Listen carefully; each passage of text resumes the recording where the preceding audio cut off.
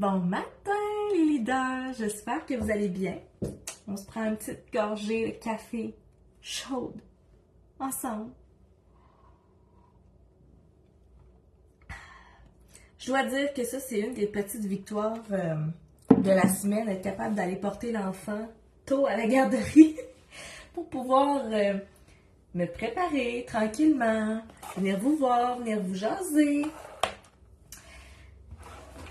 Aujourd'hui, ce que j'ai envie de venir te parler, parce que tu me vois dans mes reels, tu me vois dans mes stories, où est-ce que j'écris sur mon tableau blanc, je planifie, j'efface, j'ajuste, je recommence, je dors là-dessus, il y a des nouvelles idées qui apparaissent.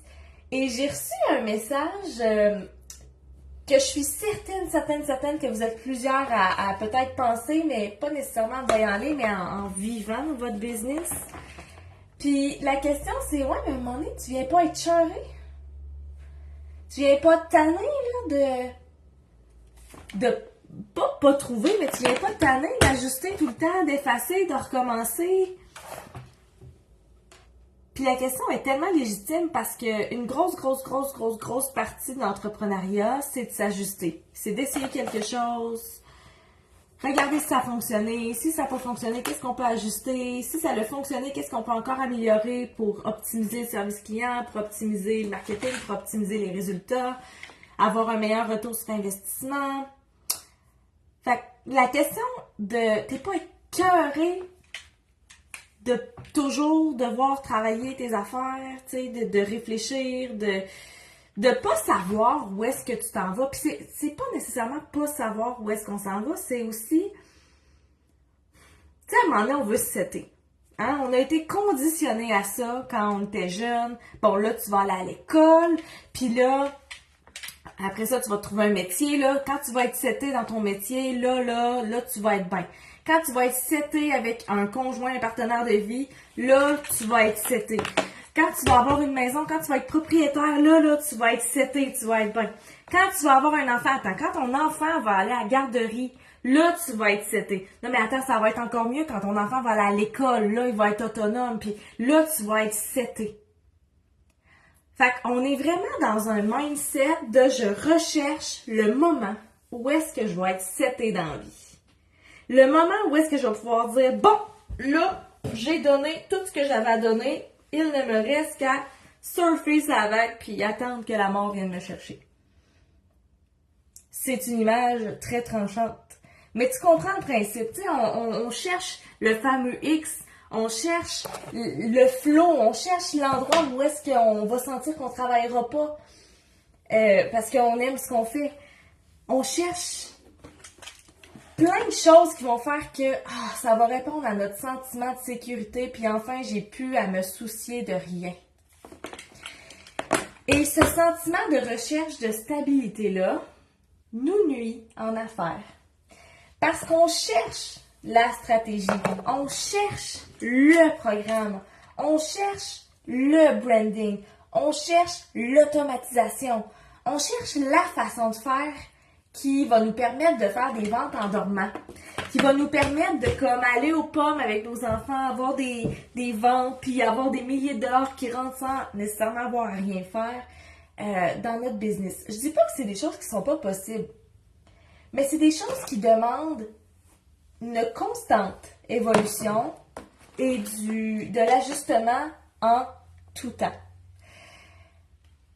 Fait que ça, c'est le premier point qu'il faut absolument accepter en affaires, OK? Puis ça se peut, là, qu'en ce moment, tu fasses « Ah, mais moi, ça me tente pas. » Moi, là, je vis pour, comme, la facilité, je vis pour la stabilité, je vis pour ma petite vie tranquille avec ma famille, je vis pour mes petites émotions calmes, et ça serait correct.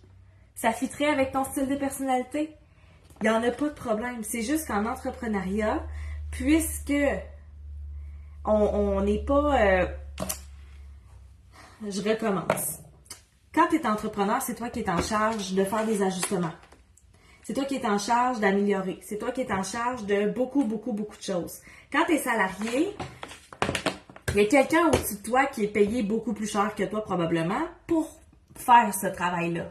pour prendre des décisions, pour regarder les chiffres en pleine face, pour mettre son ego de côté, puis faire « ouais, non, ça fonctionne pas, faut réajuster le tir ». Fait que les entrepreneurs, on se met dans une situation où est-ce qu'on n'a pas le choix de réfléchir, de prendre des décisions, puis d'ajuster. Fait que, si je reviens à la question qu'on m'a posée, qui est « ouais, mais t'es pas tanné, t'es pas écœuré d'écrire sur ton tableau, d'effacer, ajuster, de comme pas te sentir nécessairement seté », j'ai répondu à cette personne-là, ça arrive.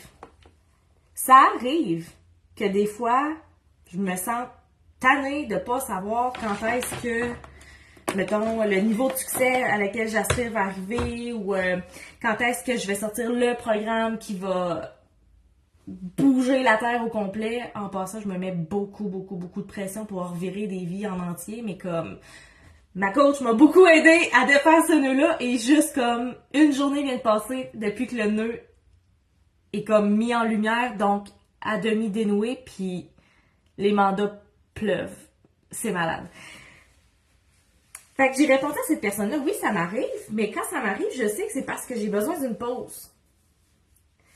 J'ai besoin d'une pause, j'ai pas besoin de tout abandonner. J'ai pas besoin de me dire « fuck that shit, je m'en vais salarié ». Ça veut juste dire que j'ai besoin d'un break. J'ai besoin de décrocher. Puis souvent, ce sentiment-là de « asti, je suis tannée », ben, des fois, c'est bien fait. Ça arrive un jeudi, un vendredi, hein, une journée proche du week-end. Fait que le week-end, je me permets de décrocher. Puis des fois, il faut que je provoque les semi-vacances ou que je travaille sur autre chose ou que je focus sur quelque chose que je me sens pas complètement écœurée.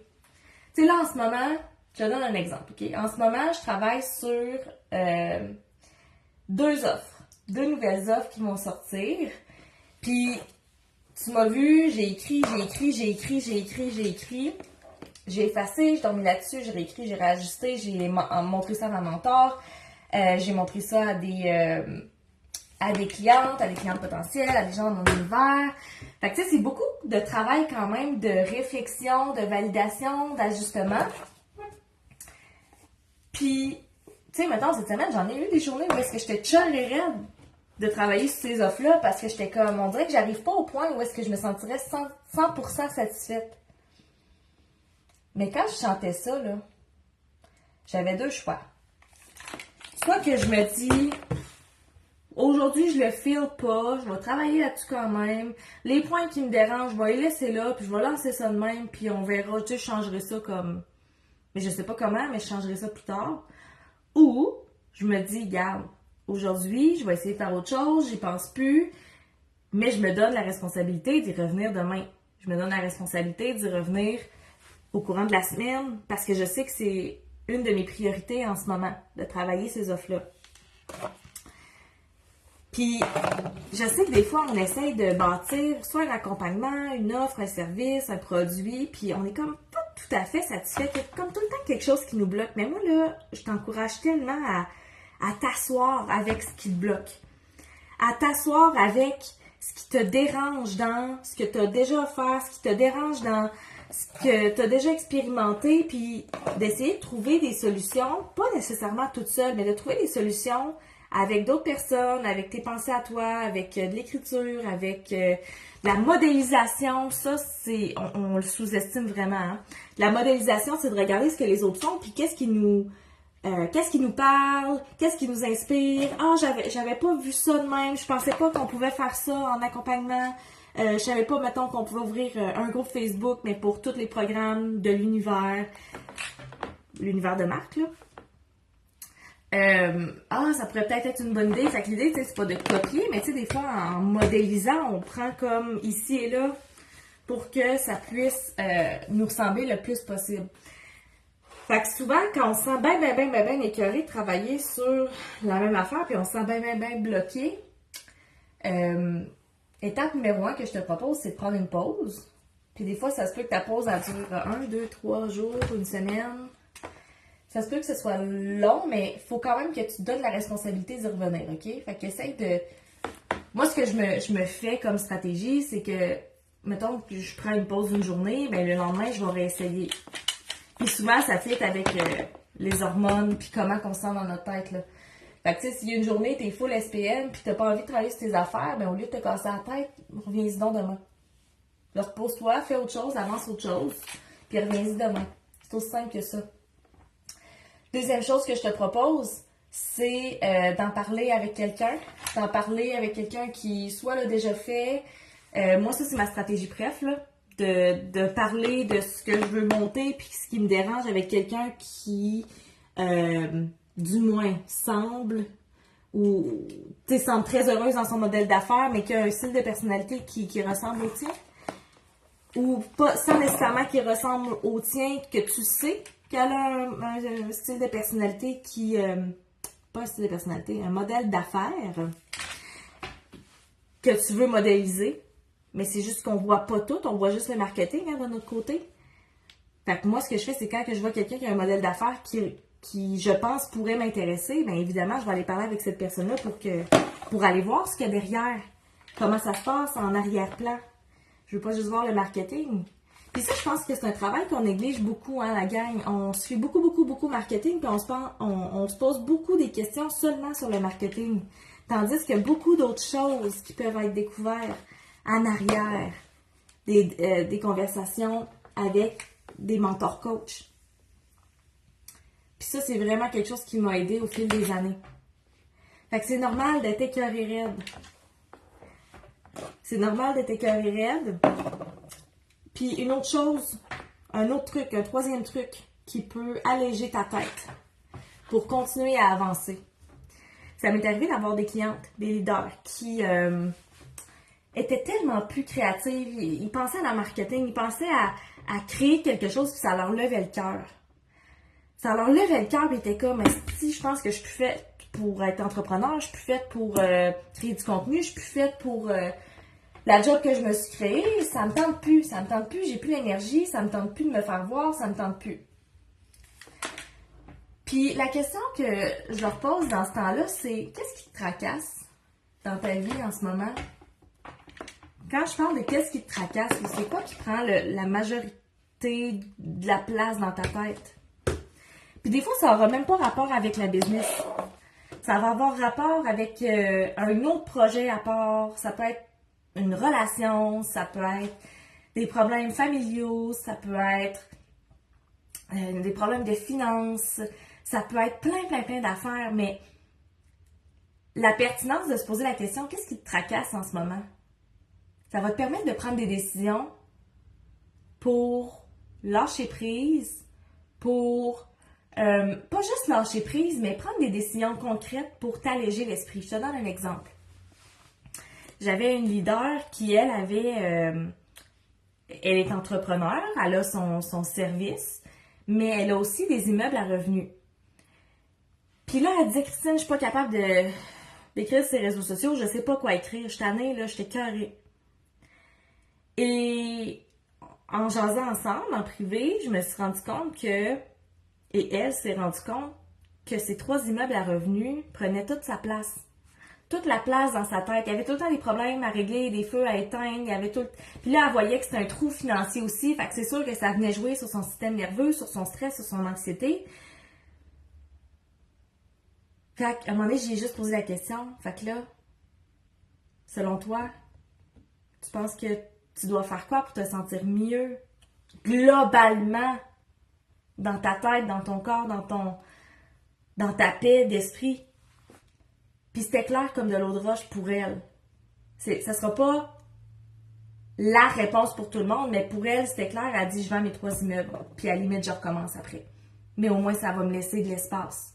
Et depuis qu'elle a pris cette décision-là, même si ces immeubles sont pas encore vendus, mais que le processus a été mis en marche, elle là, ta voix aller, elle est extraordinaire, ses réseaux sociaux. Les ventes rentrent de même. Puis elle est comme, mais qu'est-ce qui s'est passé? Il y a un paquet de choses qui s'est passé. Il y a sûrement de l'énergie, il y a sûrement... Mais une des choses qui a fait qu'elle a débloqué sur sa créativité puis qu'elle est passée de « je suis vraiment écheurée » à « oh mon Dieu, là, ça me fait plaisir d'être sur les réseaux sociaux puis ça me fait plaisir d'offrir mon service », c'est qu'elle s'est débarrassée Elle a laissé aller ce qui la tracassait le plus. Fait que c'est correct, c'est normal des fois de se sentir un peu dépassé, de vouloir chercher le X, le quand est-ce que je vais me sentir bien, quand est-ce que je vais me sentir stable, quand est-ce que je vais pouvoir juste comme chiller. Mais la réalité, c'est que c'est toujours un travail de mouvement, être entrepreneur. Fait que c'est de trouver aussi où est-ce que tu te sens stable dans ta vie, pas juste dans ton travail. Dans ta vie, où est-ce que tu te sens stable? Où est-ce que tu sens que tu as le contrôle, tu as la maîtrise de la situation? Moi, personnellement, où est-ce que je me sens le plus en sécurité, puis où est-ce que ça me fait le plus de bien, c'est d'être à la maison. Je me sens en sécurité avec mon enfant, mon chum. Ça, c'est mon chum, il est stable comme moi aussi. Fait qu'on est ensemble beaucoup parce qu'on s'amène de la sécurité ensemble. Fait que ça, en mettant des mots là-dessus, t'es comme, ok, bon, j'ai mon chum, j'ai ma maison, j'ai mon enfant. Je veux dire, tant que ça reste fort, je suis en sécurité, puis je suis capable de prendre un peu plus de risques dans ma business. Mais parce que je suis en sécurité ici et ici. Est-ce que ça fait du sens pour vous? Je vous invite à commenter, je vous invite à partager ce qui vous vient suite à ce live-là. Celle qui habite à Montréal, je monte à Montréal la semaine prochaine. Puis j'ai décidé avec Judith Lalonde qu'on allait aller souper à Cage au Sport au centre-ville. Puis on va réserver pour le nombre de gens qui veulent venir se joindre à nous. Un petit souper, tranquille, ben chill. Tu viens souper. Ça serait vraiment cool de se voir en vrai, de se faire des gros colleux. Jeudi prochain, le 26. Sinon, la semaine prochaine, il y a le café coaching, le 25 octobre. Fait que c'est quoi ça, le café coaching? C'est moi et 3 participantes, 3 leaders, sur lesquels je mets mon attention pendant 1 heure de temps chaque pour discuter de tes enjeux, ta planification, tes actions qui s'en viennent, à savoir si sont bien alignés avec ta vision, ta mission. Puis ce qui est le fun, c'est que oui, pendant que je me concentre sur toi, il y a les 2 autres qui peuvent donner leurs idées ou qui peuvent s'inspirer. Ou tu sais, c'est comme un mélange de coaching semi-privé et de mastermind. Fait que c'est ultra puissant, c'est vraiment cool. Mercredi prochain, le 25 octobre, de 9h à midi. Fait que j'ai 3 places. Puis j'ai le Bootcamp 10 Business, vraiment un bootcamp intensif pour intégrer le disque à ta business, les 22 et 23 novembre prochains. Fait que ça, là, c'est ce qui s'en vient chez Connexion H. Je te dévoile pas encore les 2 nouvelles offres sur lesquelles je travaille en ce moment, mais je pense que ça va être vraiment, vraiment, vraiment pertinent pour les entrepreneurs pour apprendre à se gérer, apprendre à prendre des décisions parce que c'est difficile. Puis apprendre à gérer, justement, maîtriser ses comportements. Donc sur ça, je vous souhaite une magnifique journée. J'ai hâte de lire vos commentaires. Je vous embrasse, puis on se dit à bientôt.